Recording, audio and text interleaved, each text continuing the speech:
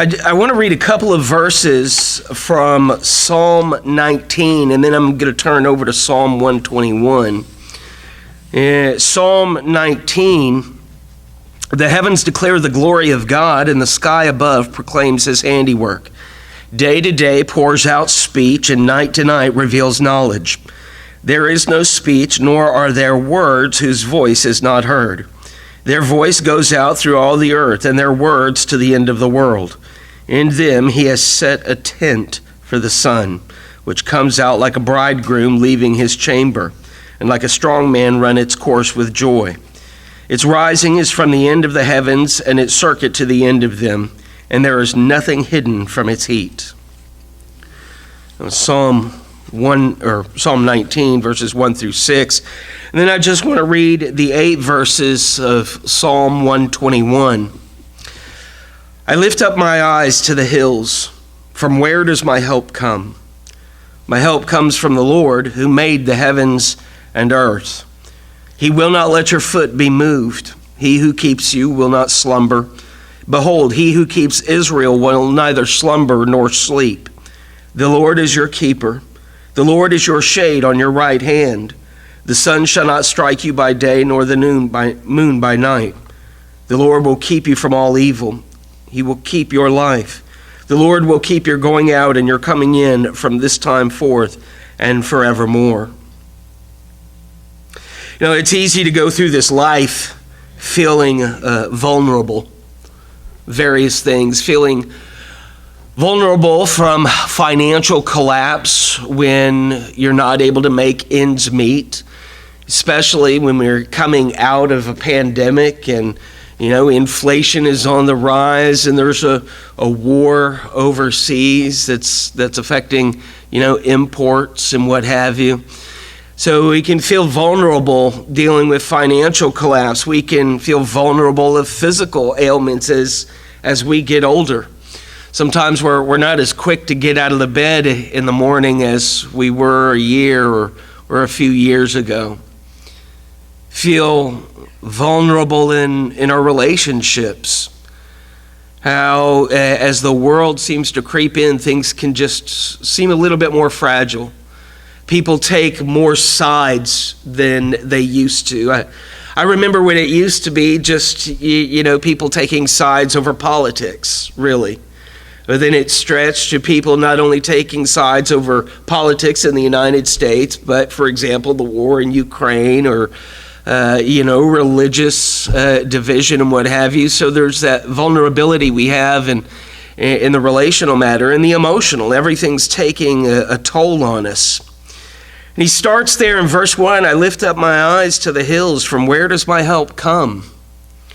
You think there of the psalmist standing out on a battlefield being surrounded by enemies, and he's looking for help from neighboring tribes and armies, and where are they? The enemy has him encircled, and he's looking to the hills for help. So where are they coming from? Because I don't see them at all.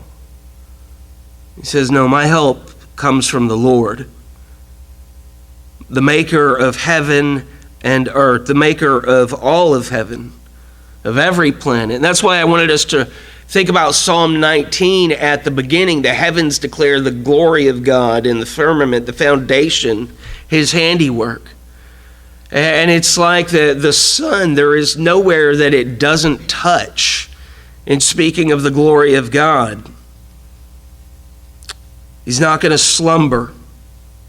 He never stops watching over us. It says there we look in verse 4 that he will neither slumber nor sleep. He's not going to stop watching over us. He doesn't turn a blind eye. He's not sleep. He will never sleep. He's never going to take a day off. He's not going to die. He is a God who is constantly watching over us. He's not distracted by anything, and he's not going to turn away. And the Lord will keep your going out and your coming in from this time forth and forevermore. He is always there. What does it mean to be a part of the people of God? Well, among 100 other things, it's to know that he who created the universe never ceases to watch over his people. Now, that doesn't mean that we're not going to encounter trials and tribulations. We know from the opening of James, count it all joy when you fall into various trials, knowing that the trying of your faith produces patience. We know what Jesus said in John 16 and verse 33. In this world you will have problems. You will have trials, but take heart, I have overcome the world. That's one of the things that it has to do with being a part of the people of God, is knowing that he is our help. He is our stronghold. He is our refuge, a very present help in times of trouble. How do we know that, though? Where's the proof? Oh, really, the proof is there on a hill called Calvary. That's where the proof is. There is not a promise made in Scripture that he has not kept, that he will not continue to keep. Now, sometimes we're not going to see those promises. We think of Genesis chapter 12 and the Abrahamic covenant that was made, and you leave your father's house, you leave your kin, you leave the land that you know. You go to a land that I will show you, and I will make your offspring like the stars, like the sands along the beach. Abraham didn't live to see that, but God kept his promise.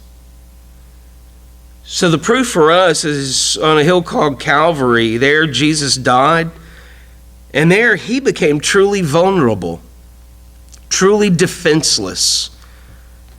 He wasn't exposed just to adverse circumstances, but he was exposed to really the forces of hell sitting there on the cross, receiving the judgment that we deserved.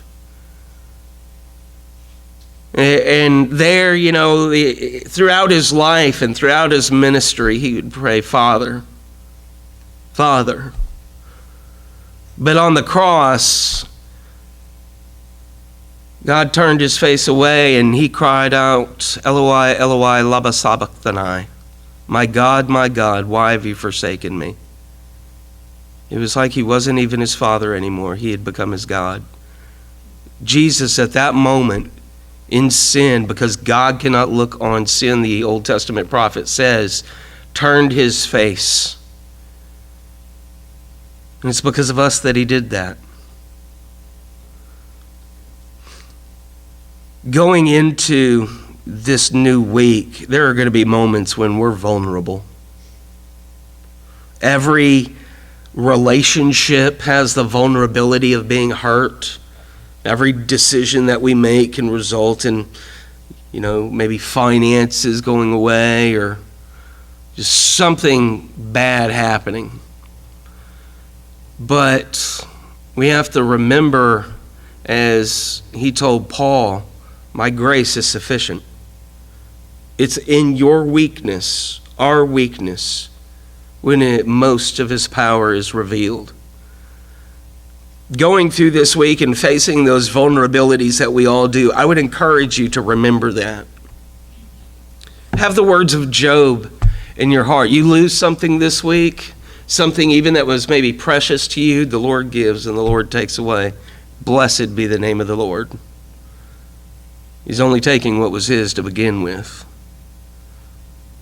Those times when we feel discouraged, pray to God, because he is ever watchful over his people.